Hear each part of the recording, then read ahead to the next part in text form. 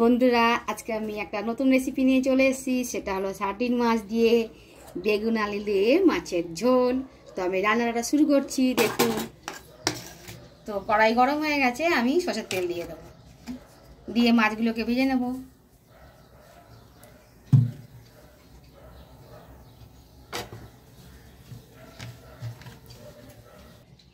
তো তেল গরম হয়ে গেছে, আমি এবার মাছগুলো ভেজে নিচ্ছি এক এক করে। চারটেই মাছ আছে, আমি সবগুলোই দিয়ে দেবো। আমার তো ভীষণ ভয় লাগে মাছ কাটে, আমি ঢাকা দিয়ে মাছ ভাজবো। তো মাছগুলো ভাজা হোক, আমি একটু হালকা করে ঢাকা দিয়ে রাখছি। তো মাছ ভাজা হয়ে গেছে, আমি মাছটাকে তুলে দেবো এবারে।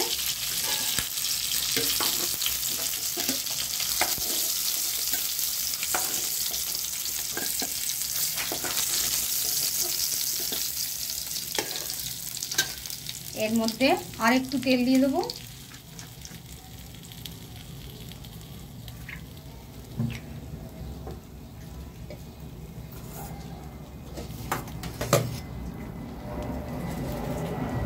পেঁয়াজ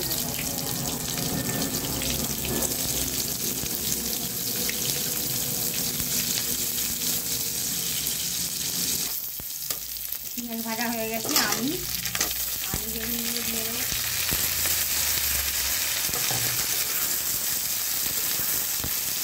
আমি এটাকে হালকা করে ভেজে নেবো,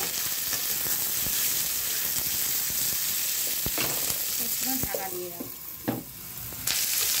তো আলু বেগুন ভাজা হয়ে গেছে, আমি এর মধ্যে আদা রসুন লঙ্কা টমেটো সব দিয়ে দেবো, দিয়ে এটাকে ভাজি।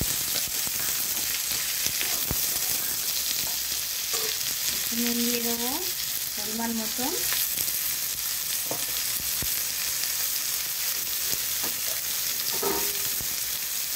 আর আমি এই যে লঙ্কার গুঁড়ো জিরে গুঁড়ো হলুদ গুঁড়ো এর মধ্যে জল মিশিয়ে এটাকে গুলে নেব।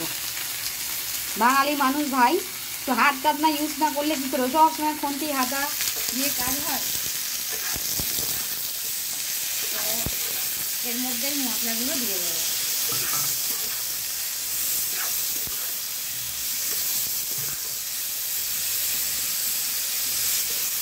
মশলাটা ভাজা ভাজা হয়ে যাচ্ছে, আমি একটু জল দিয়ে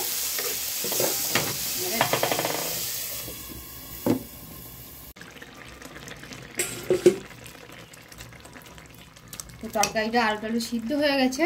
তো আমি মাছগুলোকে এবারে দিয়ে দেবো,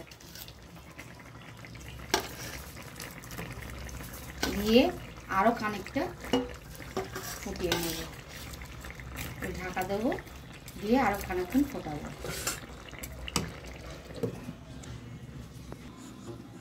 তো বন্ধুরা তরকারি মনে হয়ে গেছে, আমি নামিয়ে নেবো এবারে।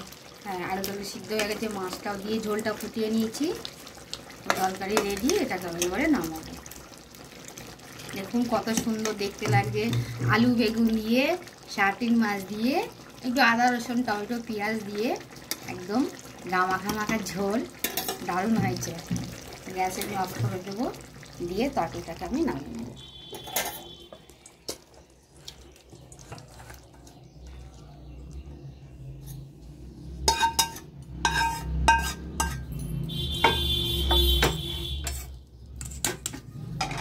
এর মধ্যে আমি একটু ধনেপাতা কুচি দিয়ে দেবো।